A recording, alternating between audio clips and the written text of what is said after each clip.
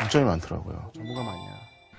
이현웅님을 공동 톱밥 만드는 게 그래서 저희가 좀 일지 꽤 튼튼하게. 반갑습니다. 국민건축가 이현우입니다. 오늘도 즐거운 건축 이야기. 저번에 이어서 이제 2부 하겠습니다. 남양주 에코빌리지 제가 5개월 동안 개고생한 얘기를 말씀드리겠습니다. 캐나다도 이 시간을 빌어서 또 한 번 정태호 소장님 감사합니다. 감사하고요. 저를 믿고 이 프로젝트에 힘을 주신 거에 감사드립니다. 이 땅은 어쨌든 성토를 했어요. 성토를 하다 보니까 우리가 성토를 하죠. 시골 가면 땅 사면 많이 이렇게 토목공사 한 다음에 흙을 분 겁니다. 여기서 제일 조심할 거는 파일을 박으셔야 돼요. 땅이 흙을 성토한 거죠. 부어놨잖아요. 흙을 까면 상관이 없습니다.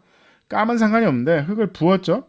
부으면 말뚝을 박으셔야 됩니다. 말뚝을 박고 온통 기초가 됐든 줄 기초가, 그러니까 매트 기초가 됐든 줄 기초가 됐든 그 파일 위에 기초를 올리셔야 돼요. 이거 되게 중요합니다.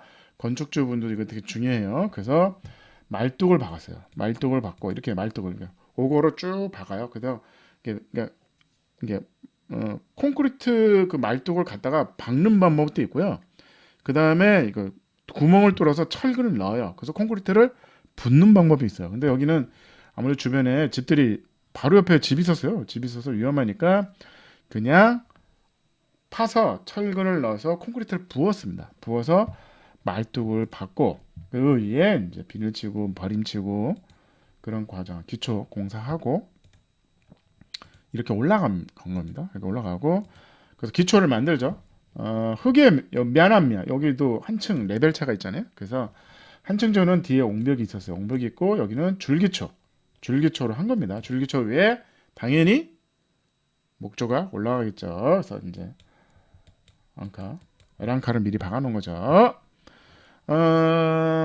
줄기초가 맞아요. 줄기초가 맞습니다.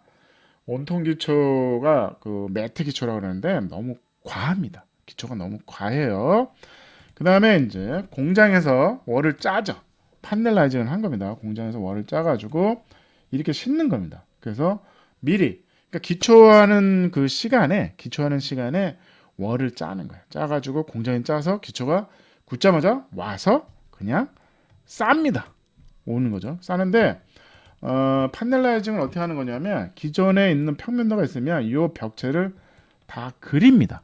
그린 이 판넬라이징을 하는 건데 현장에 창고에 그냥 텐트 치고 하셔도 상관없습니다.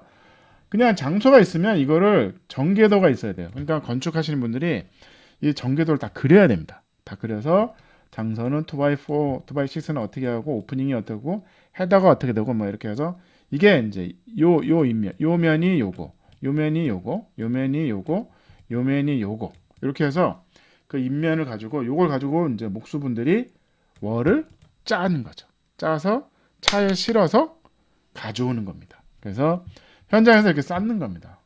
뚝뚝뚝 쌉니다. 진짜 빨라요. 그래서 판넬라이징 하다 보니까 여기 판넬에 다 이름이 있어야죠. 이름. 아니 이거 판넬을 했는데 이거 이름이 없으면 어떡해.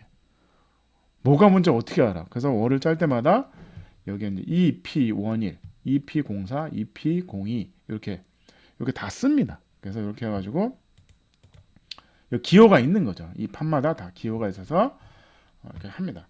이거는 콘크리트도 이걸 합니다. 콘크리트도 옛날에 PC 공법이라 가지고 아파트 지을 때 공장에 짜서 했는데 대한민국은 실패를 해요. 외국은 왜냐하면 대한민국은 정밀 시공이 쉽지는 않습니다. 현장에서 쉽지 않아가지고 이런 거예요. 콘크리트를 월을 다 하고 다 했는데 집이 큽니다. 그 정밀하지를 않으니까 집이 커진 거야. 그런데 목조는 어떻게 되죠? 약간의 오차가 있는데 현장에서 수정이 쉬워요. 근데 PC를 공장에서 짜서 온 거는 수정이 어렵습니다. 그래서 목조는 판넬라이징 현장에서 가공, 그러니까 뭐 사람이라는 게 실수할 수 있잖아요. 그러면 즉각 수리를 할 수 있는 거죠. 왜? 나무잖아요. 나무니까 수리를 할 수 있는 거죠. 그래서 이런 식으로 이제 월을 이렇게 해가지고 다 싼 겁니다. 판넬라이징이라고 그러죠. 그래서 싸서 퉁퉁퉁퉁 한 거죠. 왜냐하면 제가 계속 얘기하잖아요. 공기를 줄일수록 공기를 줄이면 어떻게 되죠? 원가가 싸집니다. 그래서 현대 건축은 공기를 어떻게 줄이느냐에 이제 이슈가 있어요. 그래서 어떻게 공기를 줄일까 해서 판넬을 하죠. 유럽이나 지금 그 미국이나 일본도 마찬가지입니다. 30층 그 오피스 빌딩을 하겠다는 것도 다 이유가 있는 겁니다. 공기를 어떻게 줄이냐. 그리고 그다음에 에너지 문제도 있죠. 에코, 탄소 배출 그 문제도 있습니다. 그래서 이렇게 해서 다 이렇게 있는 거죠. 2층, 2P3, 2층. 이거 2층인 거죠. 그래서 요거는 이제 왜 콘크리트인가요? 아니 이제 뒤에 여기 흙이 묻는 면입니다. 흙이 묻는 면이죠. 그래서 요거잖아요. 건물 진 사진이 여기죠. 여기가 흙에 면했으니까. 그래서 그 옹벽입니다. 그러니까 얘가 1층이죠. 1층부터 목조 맞습니다. 목조를 올린 겁니다. 아 이거 사기친 거 아니야? 3층 아니에요? 아닙니다. 3층 아니에요. 아니 소장님 이거 3층 아니에요? 이거 뭐야 이거 뭐야 이거 이게 1층 옹벽. 그 다음에 여기는 이제 우리가 오픈 테라스잖아요. 오픈 테라스 해가지고 그 바닥이니까 이 부분은 콘크리트 친 거죠. 이 바닥은 목조입니다. 그래서 콘크리트 면과 목조가 만나죠. 콘크리트 바닥과 목조가 만나는 재밌었어요. 그래서 보시면 이런 부죠. 요거는 나무 요거 이렇게 해가지고 목조로 1층, 2층. 여기 흙이 면하니까 그 부분은 박스는 콘크리트였고 여기는 심지어 차고도 되거든요. 그래서 콘크리트로 했습니다. 그 다음에 이렇게 계속 쌓는 거죠. 뚝뚝뚝 쌉니다. 뭐 어렵지 않아요. 3층 올라가고 4층 올라가고 5층. 근데 이 월을 짜는 요 과정 콘크리트 기초 치는데 2주 걸렸어요. 2주 걸렸는데 월을 쌓는 데는 2주 걸렸습니다. 대단한 거죠. 그래서 한 달 만에 막 콘크리트와 그 목구조의 마감이 끝납니다. 이게 접니다. 계속 있죠. 계속 있죠. 참 눈이 많이 왔어요. 이거 할 때 참 눈이 많이 왔습니다. 그래가지고 빗자루 강사 있는 겁니다. 뭐만 하려면 눈이 와요. 눈이 그렇게 오더라고. 거기 저희 캐나다 가서 깜짝 놀랐는데 비와도 합니다. 비와도 공사를 합니다. 그래서 저는 아니 이게 나무인데 이게 비가 오는데 좋아 나무는 다음날 말르면 되니까 사람은 어떻게 해요 했더니 아니 6개월 비 오는데 언제 공사하니? 그래서 캐나다는 비 와도 합니다. 공사를. 비 온다고 공사 안 하고 안 합니다. 그냥 비 맞고 해요 그냥. 그게 이제 정책적인 거예요. 왜냐하면 6개월 아니 1년에 6개월에 그 밴쿠버는 6개월이 비가 오는데 그런데도 목조를 져요. 그 부분에서 제가 따로 영상을 만들게요. 그 질문이 많으시더라고요. 제주도는 습하니까 콘크리트를 해야 되는 거 아니에요? 절대 안 됩니다. 절대 안 됩니다. 습할수록 습기에 강한 목조 주택으로 하셔야 됩니다. 그래서 제가 어떤 분이 자꾸 뭐 이현우 소장님 목조만 하니까 그런 아니 저는 객관적 저 콘크리트 건물 합니다. 스틸도 하고요. 목조도 다 합니다. 근데 객관적인 얘기를 하는 거예요. 굳이 2층 건물인데 우리가 콘크리트는 아파트는 그럼 왜 아파트로 목조를 안 해요?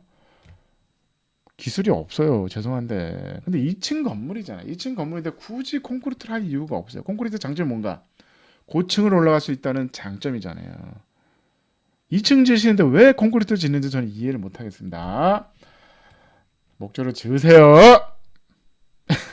어쨌든 그래서 올리는 거죠. 그래서 지붕 올리고 완성해죠. 그래서 1층, 2층, 3층, 4층 다락이 아닙니다. 다락이 아니에요. 지붕까지 얹이죠. 얹은 다음에 타이백 창 낀 다음에 타이백하고 쫄대 레인 스크린이라고 그러죠. 레인 스크린 쫄대 뚝뚝뚝뚝뚝 해가지고 레인 스크린 할 때 이렇게 약간 뭐 이렇게도 합니다. 이렇게도 뭐 이렇게도 해요. 이렇게도 합니다. 이렇게 하는 게 뭐 잘못된 건 아니에요. 근데 이제 물이 흘러서 내려가야 되니까 이렇게 끊어져야겠죠. 이렇게 쭉쭉쭉 하면 물이 안 빠지잖아요. 레인 스크린을 왜 하냐면 한번 혹시나 제가 얘기했잖아요. 물이 들어온다는 가정을 해야 되는 겁니다.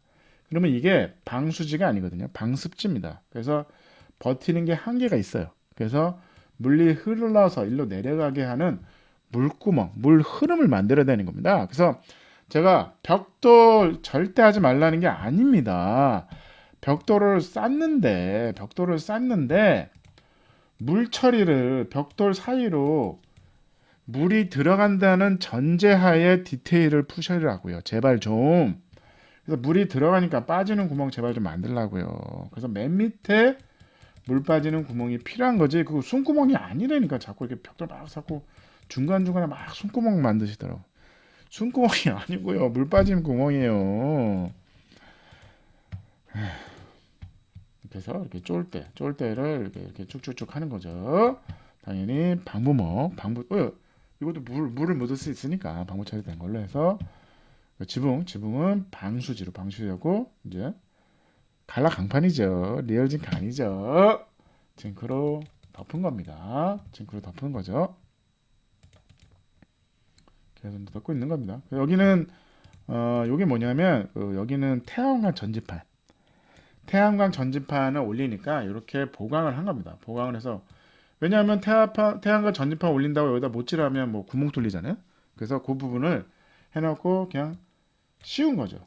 징크로 씌워서 전지판을 딱 걸칠 수 있게. 이거 잘못하면 여러분들 그래서 이거 태양광 설치하시고 비새시는 경우가 많습니다. 그래서 이런 디테일을 미리 하시면 됩니다. 그래서 올라오고 이게 이제 시멘트 사이딩 했습니다. 시멘트 사이딩. 좋습니다. 요즘은 시멘트 사이딩에 칠해져서 나옵니다.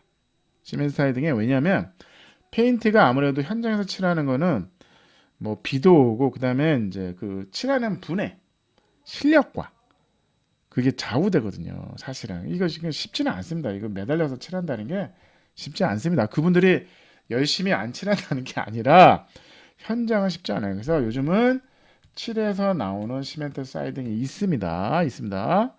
뭐 별 차이 없죠. 시멘트 사이딩이 칠해져서 나온 거니까 좀 더 비싸겠죠. 시멘트 사이딩보다는 칠해져 있으니까. 근데 그게 더 효율적입니다. 왜? 그 색깔이 훨씬 오래 가요. 훨씬 오래 갑니다. 시멘트 사이딩이 아주 좋은 자재입니다. 저는 강력 추천합니다. 시공하신 분들 싫어하시더라고요. 너무 싼 것만 추천하신다고.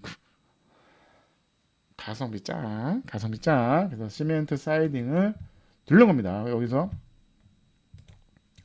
여기 위는 스타코였어요. 스타코를 하는데 두 가지 방법이 있어요. 스타코를 하는데 외단열재를 붙이는 방법이 있고요. 원래 원칙은 외단열재를 붙이는 방식은 우리나라에서 이용하는 방식이고요.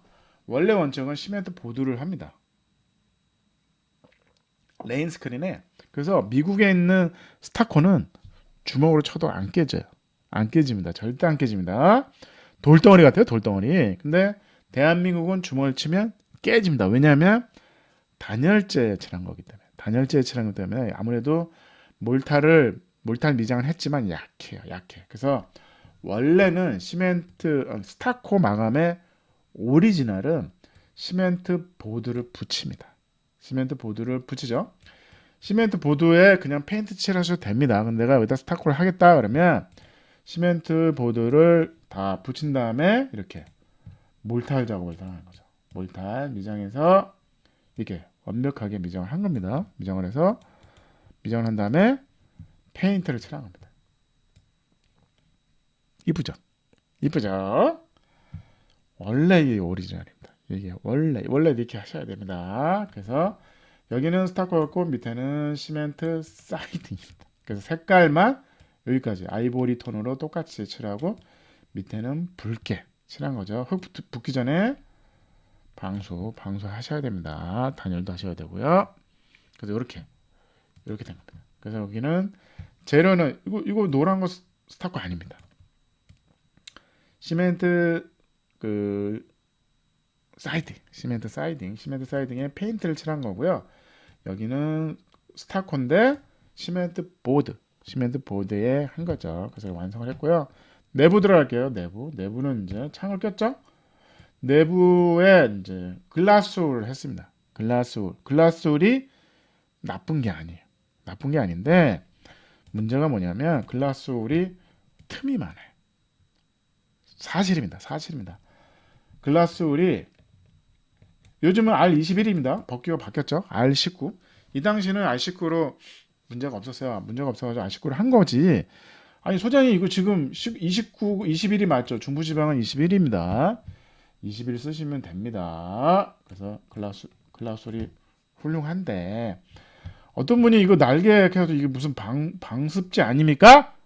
아닙니다. 이게 이렇게 단열재가 이렇게 있으면 이게 카바가 있어요. 카바가 있는데 이게 이 장선에 이게 서로 오버랩해서 호치케스로 찍어서 고정 핀이지. 왜냐면 흘러내리잖아. 왜 그러면 이게 흘러내리면 여기는 다 비잖아요. 이렇게 이불 소미라는 게 시간에서 흘러내리잖아요. 그래서 흘러내리지 말라고 이 날개가 있는 거죠. 이게 이걸 했으니까 비닐을 안 쳐도 돼요? 아닙니다. 비닐을 치십니다. 비닐을 치세요. 이 집은 비닐을 쳐가지고 여기에 이제 실카라고 그 비닐이 최대한 붙게 하는 코킹제가 있어요. 코킹제. 그래서 왜냐하면 이 장선에 비닐이 다 붙어야 되잖아. 비닐이 다 붙어야 돼. 떠 있으면 어떡해요? 좋아. 그럼 여기다 호치케스를 찍을까요? 아니 그 막을 만들려고 그러는데 저 긴밀 막을 만드는데 거기다 호치케스를 찍으면 구멍이 뚫리잖아. 안 되잖아요. 그래서 이걸 다 코킹으로 하셔야 됩니다. 이게 FM이에요. FM. 저도 이때 처음 배웠어요. 목조 처음 배웠을 때 그냥 FM대로 배웠어요. 이거 슈퍼바이저가 왔었어요. 캐나다에서 슈퍼바이저 오셔가지고요. 대화도 안 되는데 뭐 다 안 된대. 다 안 된대. 아니 우리 목수님들하고 슈퍼바이저랑 저랑 맨날 싸웠어요. 여기서. 한국은 이렇게 한대. 저는 중간 입장이잖아요. 저는 슈퍼바이저 있고 저 중간 입장이고 시공하는 저 나름대로는 목조밑에 베테랑이신데 슈퍼바이저가 다 안 된대. 그럼 저는 누구 말이 맞는 거야. 저는 처음이잖아요. 이거 태어나서 처음 배우고 처음 짓는 집인데 제가 어떻게 압니까? 그래서 우선은 제가 그랬어요. 슈퍼바이저 말이 맞다. 되게 합리적인 말씀을 하시더라고요. 아니 이거 호치케스로 찍으면 안 되겠네. 이 호치케스로 찍으면 구멍이 뚫리잖아요. 그 호치케스 찍은 다음에 구멍을 뚫린 다음에 여기다 여기 코킹을 쏘면 안 되겠네. 안 된다 그러시더라고요. 왜냐하면 여기가 최대한 이게 장선과 장선이잖아요. 최대한 막을 여기서 세면 다 셀 수 있잖아요. 최대한 막을 끊어줘야 된다는 거죠. 다 요 장선마다 코킹을 쐈어요. 코킹을 쏴서 비닐을 붙인 겁니다. 죽는 줄 알았어요. 죽는 줄 알았어요. 와, 이 과정에 시간이 많이 걸렸어요. 그래서 왜냐하면 에너지 효율, 그러니까 저렴하게 가성비 짱으로 에너지 효율, 심지어는 그냥 비닐이에요. 비닐. 응? 이게 무슨 뭐 독일에 뭐 이상한 뭐 많더라고요. 비싸더라고요. 그냥 비닐 하세요. 그냥. 그 다음에 내부는 이제 일반적인 방식이죠. 도작. 버텨요. 석고 치고 이 위에 석고를 쳤어요. 석고를 칠 때 타카로 치시면 안 돼요. 스크루 이게 힘들더라고요. 타카로 치시면 안 됩니다. 힘들더라도 피스라 그러죠. 우리 그 나사모 스크루 두루 호치케스 건이 있거든요. 이게 타카 핀이잖아. 핀 탁탁탁탁 총 쏴요. 일이 편하고 금방 하거든요. 안 됩니다. 왜냐하면 목조는 어느 정도 수축 팽창을 해요. 타카는 못 버텨요. 그래서 죄송하지만 우리가 여기다가 이제 뭐 빠데를 바르고 뭘 하기는 테이프도 하지만 수축 팽창을 하는 목조는 좀 변형이 좀 있습니다. 그래서 석고가 타카로는 버티지 못해요. 그래서 절대 안 됩니다. 스크루로 하셔야 됩니다. 이것도 슈퍼바이저랑 엄청 싸웁니다. 제가 들으니까 슈퍼바이저 얘기가 맞아. 슈퍼바이저 맞아. 왜? 어느 정도 목조는 수축 팽창을 해요. 수축 팽창 하는데 타카 핀이 그게 버티겠냐고요. 버티지 못합니다. 어느 정도는 힘을 가지고 이 석고보드가 붙어 있어야 되잖아요. 안 그러면 이게 다 이제 갈라지는 거죠. 석고가 갈라지면서 퍼티에 뭐 테이프를 발랐지만 그런 부분들이 도장에 이제 문제가 생기는 거죠. 크랙이 간다는 거죠. 도장에 크랙이 갑니다. 그래서 이제 그런 것들을 완벽하게 하려면 타카로 치시면 안 되고요. 스크루 제발 좀 따라하세요. 제발 좀. 따라쟁이들 이런 것도 따라 안 하시더라고. 그래서 이제 하고 이거 화장실 방수공사의 의견이 많았어요. 슈퍼바이저는 계속 그 말씀 하시더라고요. 그냥 샤워 부스가 맞다. 그리고 건식으로 해라. 아니 저 당신 전문가 아니에요? 없다. 그러시더라고요. 방법이 없대. 대한민국이 뭐 이런 거 저런 얘기 막 했어요. 이렇게 하고요, 저렇게 하고 막 했는데 안 된다 그러시더라고요. 이렇게 난방까지 하네 얘네들은. 난방도 하잖아요. 그게 이제 더 수축팽창을 한다는 거죠. 방수나 이런 이거 우리가 저 방수하죠. 1차 방수, 시트 방수 한 다음에 몰탈 한번 900몰탈 하고 900몰탈 하면서 그때 이제 엑셀을 넣어요. 엑셀 넣은 다음에 그 다음에 우레탄 방수를 한 다음에 타일 작업을 하는 거잖아요. 그럼 방수를 2번 합니다. 2번 하는데 난방 있잖아요. 이거 수축팽창합니다. 찢어집니다. 100% 찢어집니다. 그래서 슈퍼바이저 그러더라고요. 하지 말라고. 난방하지 말라고 하더라고요.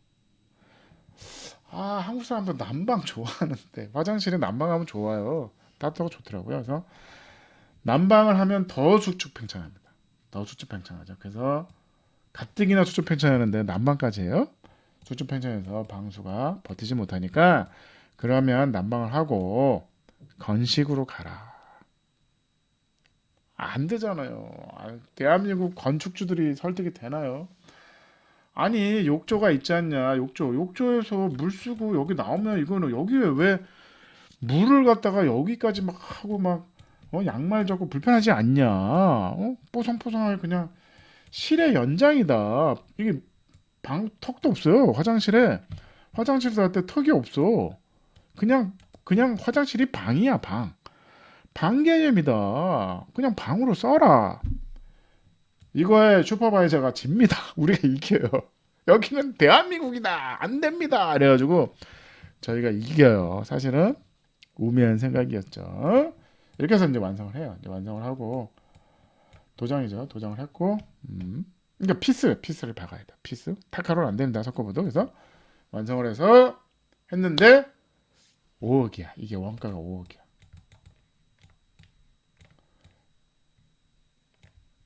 분양이 안 됐어. 소비자가 원하는 건 3억.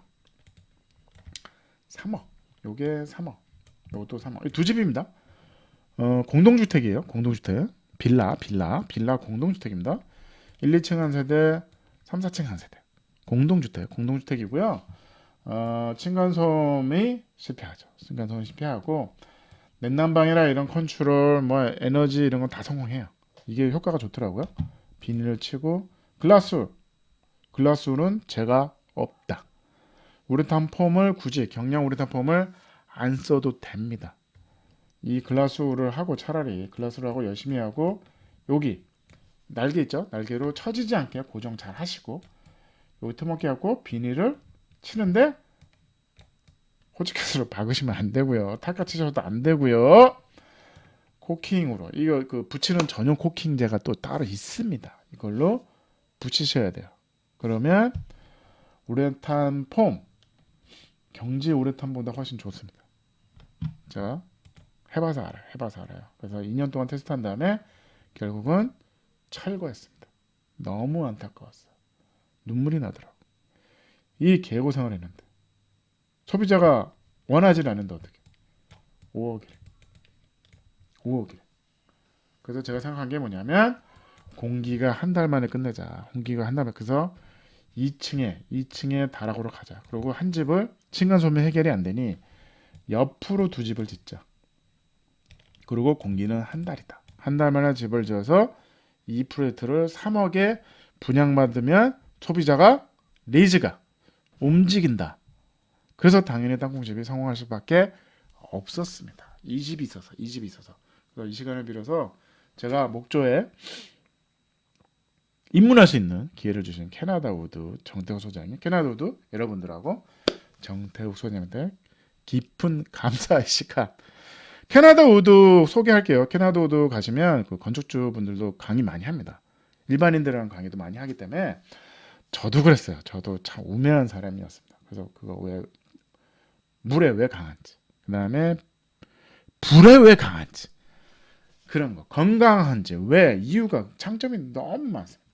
너무 많습니다. 단점은 높이 못 올라간다는 단점이죠. 그러니까 3층, 4층은 못 짓지만 2층의 다락 정도는 대한민국에서 4층까지 지금 질 수 있습니다. 법으로는 4층을 지실 필요는 없습니다. 그냥 2층의 다락은 충분하기 때문에 굳이 콘크리트로 지실 필요는 없습니다. 제가 나름대로는 열심히 했고 나름대로 노하우를 여러분한테 소개하는 시간이었습니다. 감사합니다.